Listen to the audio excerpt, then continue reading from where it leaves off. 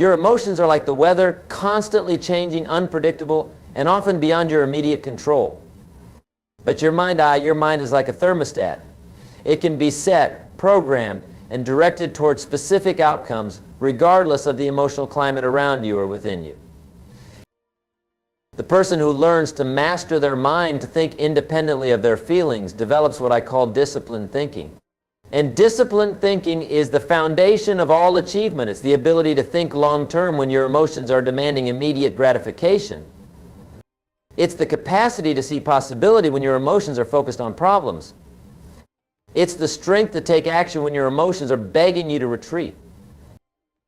Now, don't misunderstand me. I'm not suggesting that emotions are bad or that you should ignore them completely. Emotions serve a purpose. They add color to life. They motivate us. They connect us to others. And they can provide incredible energy for achievement. But here's the key distinction you must understand. Emotions make wonderful servants but terrible masters. When your emotions are in service to your mind, when your feelings are guided by your thinking, you have access to incredible power. The person who can think clearly and then use their emotions to fuel their actions toward worthy goals, that person becomes unstoppable.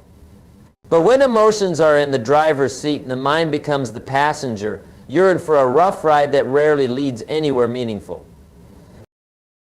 I remember working with a young man several years ago who had tremendous potential but was completely controlled by his emotions. When the stock market was up, he was euphoric and made impulsive investment decisions. When it was down, he was devastated and sold everything at a loss. When his business was growing, he felt invincible and spent money like there was no tomorrow. When challenges arose, he became depressed and neglected the very activities that had created his success in the first place. This young man had confused activity with achievement, and he had confused feelings with facts. He was riding an emotional roller coaster that was taking him nowhere except in circles. His emotions had become his compass, and emotions, while powerful, are not reliable guides for life's important decisions. The breakthrough came when he learned to separate his thinking from his feeling. He discovered that he could feel discouraged and still take productive action. He could feel uncertain and still move forward with his plans. He could feel afraid and still do what needed to be done. He learned that courage isn't the absence of fear, it's feeling the fear and doing what's right anyway. This is what I call emotional maturity, and it's one of the most valuable skills you can develop. Emotional maturity is the ability to experience your emotions fully without being controlled by them. It's the capacity to feel deeply while thinking clearly. It's the wisdom to know that your emotions are temporary visitors, not permanent residents. Think about this for a moment. Every major achievement in human history was accomplished by someone who learned to think beyond their immediate emotional state. The Wright brothers didn't invent the airplane because they felt like it on a particular day. They pursued it through months and years of failure, frustration, and discouragement because their minds were fixed on a vision that transcended their moment-to-moment feelings. Thomas Edison didn't discover the light bulb on his first attempt because he was feeling particularly inspired. He failed over and over again, often feeling frustrated and discouraged, but his mind remained committed to the goal regardless of his emotional state. He understood that feelings come and go, but principles and persistence endure. Martin Luther King Jr. didn't lead the civil rights movement because he always felt brave and confident. There were nights when he was afraid, days when he was discouraged, moments when he wanted to quit.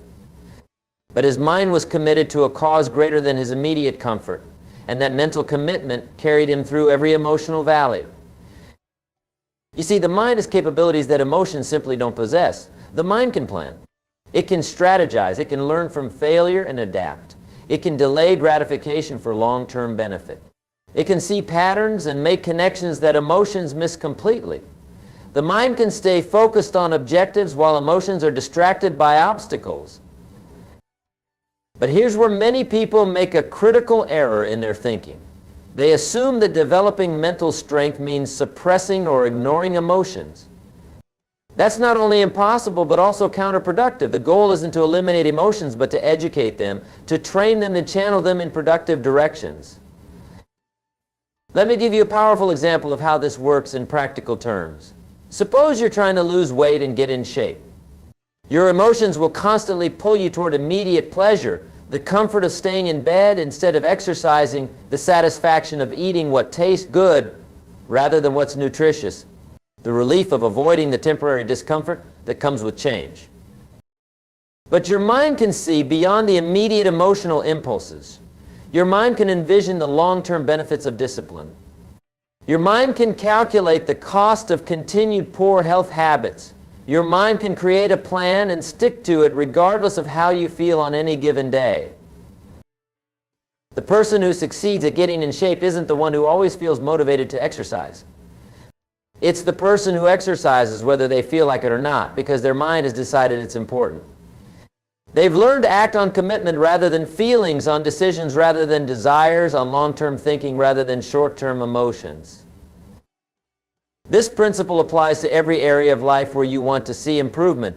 In your career, emotional people work when they feel like it, approach challenges when they're confident, and pursue opportunities when they're inspired. But mentally disciplined people work consistently regardless of their feelings, face challenges as learning opportunities regardless of their fear levels, and pursue worthwhile opportunities regardless of their confidence levels. In relationships, emotionally driven people treat others well when they feel loving, communicate when they feel like talking, and commit when they feel certain. But those who lead with their minds treat others well because it's the right thing to do, communicate because relationships require it, and commit because commitment is a decision, not a feeling. In financial matters, emotional people spend when they feel generous, save when they feel motivated, and invest when they feel optimistic. But mentally disciplined people follow a budget regardless of their spending urges, save consistently regardless of their motivation levels, and invest systematically regardless of market emotions. Now, I want to share with you the most powerful discovery I've made about the relationship between mind and emotion. When you consistently choose to act from your mind rather than your emotions, something remarkable begins to happen. Your emotions start to align with your mental decisions. Your feelings begin to support your thinking rather than fight against it. It's like training a wild horse. At first, the horse resists the saddle and bridle. It bucks and fights against any attempted direction. But with consistent, patient training, the horse learns to work with the rider rather than against them. Eventually, horse and rider move together as one powerful unit, each contributing their strengths toward a common purpose. This is what happens when you train your emotions to serve your mental goals. At first, they'll resist. You'll feel the internal conflict between what you know you should do and what you feel like doing. But if you consistently choose to act on your better judgment rather than your immediate feelings, your emotions gradually learn to support your decisions rather than sabotage them. I've seen this transformation in thousands of people over the years. They start out feeling like they're fighting an internal war between their head and their heart.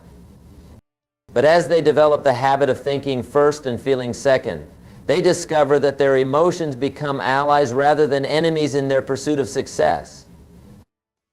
This doesn't mean they become emotionless robots. Quite the opposite. They often experience deeper, richer emotions than before because their feelings are now connected to meaningful purposes rather than fleeting impulses. They feel the satisfaction that comes from following through on commitments. They experience the joy that comes from achieving difficult goals. They know the pride that comes from doing what's right even when it's hard. But they also understand that these positive emotions are the result of mental discipline, not the cause of it. They don't wait to feel successful before taking successful actions. They take successful actions consistently, and success feelings follow as a natural consequence. This brings me to a crucial point about the nature of success itself. Success is not an emotional state, it's a pattern of behavior. Successful people don't succeed because they feel successful. They feel successful because they've developed successful habits, and habits are mental, not emotional. A habit is a decision that you've made so many times it becomes automatic. When you brush your teeth, you don't have an emotional debate about whether you feel like it or not. You just do it because your mind has decided it's important for your health. And you've repeated that decision enough times that it requires no emotional energy. The same principle applies to any area where you want to create lasting change. You must move beyond depending on emotions and create mental habits that produce the results you want regardless of how you feel. Let me tell you about a woman I worked with who transformed her financial situation by understanding this principle. She was deeply in debt and living paycheck to paycheck. Every month she would feel terrible about her financial situation and promise herself she would do better. She would feel motivated to create a budget, inspired to cut expenses, and determined to increase her income. But feelings, as I've told you, are temporary. When the emotions faded, her behavior returned to the same patterns that had created her problems in the first place. She was trapped in a cycle of emotional good intentions followed by emotional relapses. The breakthrough came when she stopped depending on motivation and started depending on method. Instead of waiting to feel like budgeting, she scheduled a specific time each week to review her finances. Instead of hoping to feel motivated to save money, she set up automatic transfers that moved money to savings before she could spend it. Instead of waiting to feel confident about asking for a raise, she prepared her case and scheduled the conversation. She learned to act on principle rather than passion, on decisions rather than desires. And something wonderful happened as she consistently acted like a financially responsible person regardless of how she felt. She began to feel like a financially responsible person. Her emotions caught up with her actions. Within 2 years, she had eliminated her debt and built up substantial savings. But more importantly, she had developed what I call financial maturity, the ability to make money decisions based on long-term thinking rather than short-term feelings. This is the power of letting your mind be stronger than your emotions. It doesn't suppress your emotional nature, it elevates it. It gives your emotions something worthy to feel good about. Now, I want to address a common misconception that stops many people from developing this mental strength. They believe that acting from their mind rather than their emotions means becoming cold, calculating, or unfeeling. They worry that mental discipline will rob them of their passion, creativity, and spontaneity. This couldn't be further from the truth. Mental discipline doesn't diminish your capacity for emotion, it enhances it. When you're not at the mercy of every emotional whim, you have the freedom to choose which emotions to cultivate and express. Think about the greatest artists throughout history. They didn't create masterpieces only when they felt inspired. They showed up to their craft day after day, whether inspiration struck or not. They had the mental discipline to work through periods of doubt, frustration, and creative blocks. And it was precisely this mental commitment that allowed them to access their deepest emotions and express them in profound ways. The same is true for great athletes. They don't train only when they feel motivated. They follow rigorous schedules regardless of their energy levels, their moods, or their desire to do something else. But this mental discipline doesn't make them mechanical. It makes them capable of peak emotional experiences when it matters most. Consider great leaders throughout history. They didn't make important decisions based solely on how they felt in the moment. They thought through consequences, considered multiple perspectives, and chose courses of action based on principles and long-term vision. But this mental approach to leadership didn't make them emotionless. It enabled them to inspire genuine emotion in others. You see, when your mind is in charge, your emotions become more authentic, more powerful, and more meaningful. You're no longer a slave to every passing feeling, which means the feelings you choose to embrace and express carry more weight and significance. This leads me to one of the most important distinctions you can make in your personal development, the difference between reacting and responding. Emotional people react to circumstances. They have an immediate, automatic emotional response to whatever happens to them. And that emotional reaction determines their behavior. But mentally disciplined people respond to circumstances. There's a pause between what happens to them and how they act. In that pause, they think. They consider options. They choose their response based on what will serve them best in the long run, not just what feels right in the moment. This ability to respond rather than react is perhaps the greatest freedom a human being can develop. It means you're no longer a victim of circumstances or a slave to impulses. You become the author of your own experience, the director of your own life story. I learned this lesson in a powerful way early in my business career. I was in a meeting with a potential client who treated me very poorly. He was condescending, dismissive, and almost insulting, My immediate emotional reaction was anger and hurt. I wanted to respond in kind, to put him in his place, to defend my dignity. But I had been practicing the discipline of pausing before acting on emotions. In that pause, I thought about my real goal for the meeting. I considered what response would be most likely to achieve that goal. I realized that reacting emotionally would feel good in the moment, but would cost me the opportunity to serve this person and build my business. So I chose to respond professionally and kindly, despite my emotional state. I focused on understanding his needs and demonstrating how I could help him solve his problems. By the end of the meeting, his attitude had completely changed. He became one of my best clients and referred many other customers to me over the years. If I had reacted emotionally, I would have felt temporarily satisfied but permanently damaged my opportunity for success. By responding mentally, I felt temporarily uncomfortable but created lasting value for both of us. This is what happens when you develop the strength to think before you feel, to choose before you react. You gain access to opportunities that emotionally driven people miss completely. But developing this mental strength requires practice, just like developing physical strength requires exercise. You can't expect to master your emotions overnight if you've spent years being mastered by them. It takes time, patience, and consistent effort to build new mental habits. The good news is that every time you choose to act on thinking rather than feeling, you get mentally stronger. Every time you do what you've committed to do, regardless of how you feel about it, you build what I call success muscle. Every time you respond rather than react, you increase your capacity for even greater challenges. And here's something remarkable about this process: as you develop mental strength, you don't lose your ability to feel deeply. In fact, you often discover that you're capable of much richer emotional experiences than you ever imagined. When your emotions are guided by wisdom rather than impulse, when they're connected to meaningful purposes rather than momentary desires, they become more intense and more satisfying.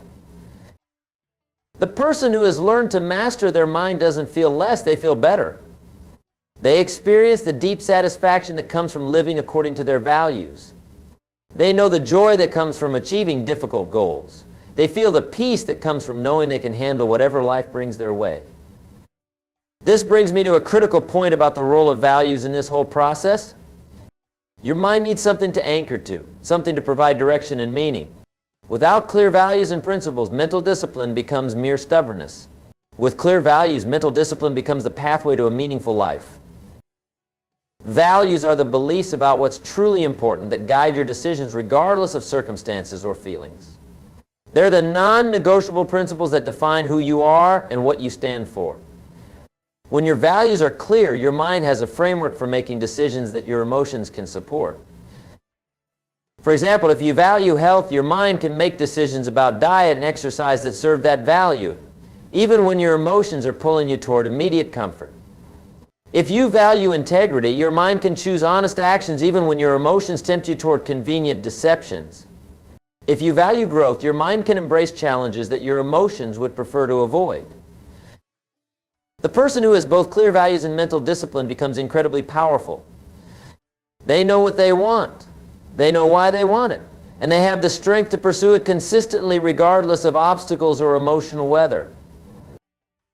I've noticed something interesting about highly successful people over the years. They rarely talk about motivation. They don't spend much time trying to psych themselves up or generate emotional energy for their goals. Instead, they talk about systems, habits, and principles. They've learned that motivation is unreliable, but method is dependable. They understand that success is not about feeling like doing the right things, it's about doing the right things regardless of how you feel. They've developed what I call success systems, regular patterns of behavior that move them toward their goals automatically, without requiring constant emotional fuel. A success system might be as simple as reading for 30 minutes every morning to expand your knowledge, regardless of whether you feel like learning that day. It might be making 10 prospecting calls every afternoon to grow your business, whether you feel confident or nervous. It might be exercising 4 times a week to maintain your health, whether you feel energetic or tired. These systems work because they take the decision-making out of the emotional realm and put it in the mental realm. You don't have to debate with yourself every day about whether you feel like doing what's important. You've already decided it's important, and you do it because you've decided to do it. This is perhaps the greatest gift you can give yourself, the gift of reliable, consistent action toward your most important goals. When you develop this gift, you discover something wonderful. You can count on yourself. You become your own best friend rather than your own worst enemy. Most people can't count on themselves because they've trained themselves to act only when they feel like acting. They make commitments when they're motivated and break them when the motivation fades. They start projects when they're inspired and abandon them when inspiration wanes. They promise themselves they'll change and then wonder why they never follow through. But the person who has developed mental strength becomes completely dependable to themselves. They know that when they make a commitment, they'll keep it. When they set a goal, they'll achieve it. When they decide something is important, they'll do it. This self-reliability becomes the foundation for extraordinary achievement. And here's what's fascinating about this process. As you become more reliable to yourself, you become more reliable to others. People begin to trust you more because they see that you follow through on what you say you'll do. They have more confidence in you because you demonstrate consistency in your actions. They want to work with you because they know you won't abandon projects when they become difficult. This reliability creates a positive cycle that accelerates your success. The more people can count on you, the more opportunities they offer you. The more opportunities you receive, the more you can achieve. The more you achieve, the stronger your mental discipline becomes. The stronger your mental discipline becomes, the more people can count on you. But this cycle begins with one simple decision: to let your mind be stronger than your emotions, to act on commitment rather than feelings, to respond rather than react, to think long-term rather than focus only on immediate gratification. Now, I want to be very practical about how you can begin developing this mental strength starting today. First, you must become aware of the constant conversation between your mind and your emotions. Most people are unconscious of this internal dialogue. They don't realize that they're constantly choosing between what they think they should do and what they feel like doing. Start paying attention to this conversation. Notice when your emotions want to do one thing and your mind suggests another. Observe the pattern. What kinds of situations trigger emotional reactions? What kinds of decisions do you typically make based on feelings rather than thinking? Where in your life are emotions currently stronger than mind? This awareness alone will begin to give you more power. You can't change what you're not aware of. But once you become conscious of the mind-emotion dynamic, you can start making different choices. Second, start small but be consistent. Don't try to revolutionize your entire life overnight. Choose one area where you want your mind to be stronger than your emotions and practice there. Maybe it's getting up at a certain time regardless of how you feel. Maybe it's exercising regularly whether you're motivated or not. Maybe it's reading for personal development whether you feel like learning or not. Whatever you choose, commit to it completely for a specific period of time. Say to yourself, for the next 30 days, I'm going to do this thing regardless of how I feel about it. I'm going to let my mind be stronger than my emotions in this one area. Then follow through no matter what.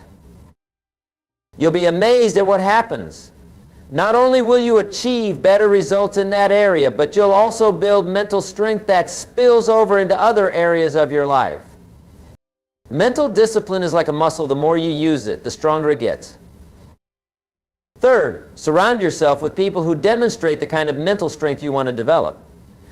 One of the fastest ways to change your own patterns is to spend time with people who already live the way you want to live.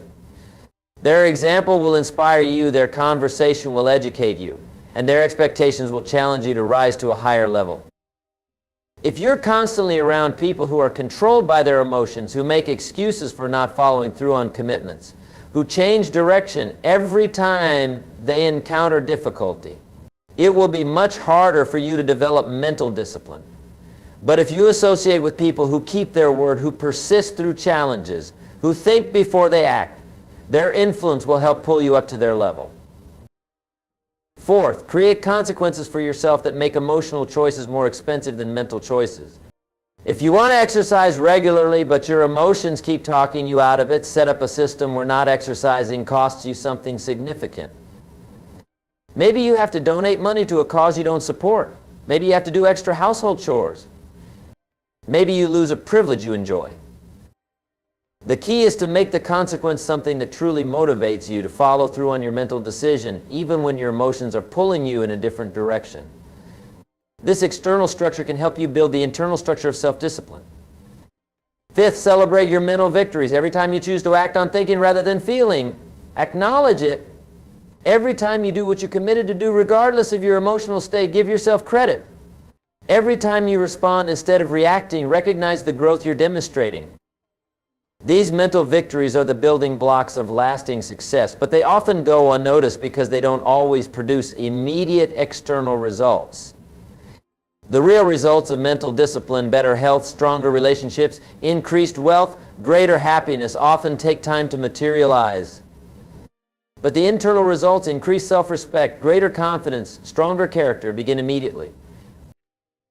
As you begin to experience more mental victories, you'll discover something wonderful about yourself. You're capable of much more than you ever imagined. You have strengths you haven't been using. You have potential you haven't been developing. You have the power to create the life you want regardless of your current circumstances or emotional patterns. This discovery changes everything about how you see yourself and what you believe is possible for your future. You stop being a victim of your emotions and become the master of your destiny. You stop hoping things will get better and start making them better. You stop waiting for the right feelings and start taking the right actions.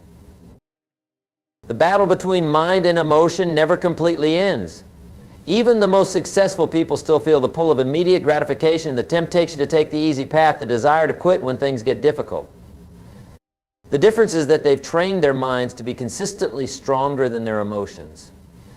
They've developed the habit of thinking first and feeling second. You can develop this same habit. You can train your mind to be stronger than your emotions. You can learn to act on commitment rather than feelings, on principles rather than impulses, on long-term vision rather than short-term desires. When you do, you'll discover that success isn't something that happens to you. It's something you create through the daily choice to let your mind guide your actions. The strongest force for success isn't talent, luck, or circumstances. It's the disciplined mind that remains focused on worthy goals regardless of emotional weather. It's the thinking person who acts on wisdom rather than impulse. It's the individual who has learned that feelings make wonderful servants but terrible masters. Make the decision today to begin developing this mental strength. Your future self is counting on the choices you make right now. Your dreams are waiting for you to think your way to them rather than hoping to feel your way to them. Your success is depending on your willingness to let your mind be stronger than your emotions. The choice is yours, and the time is now. Let your mind lead and let your emotions follow. This is the path to everything you want in life.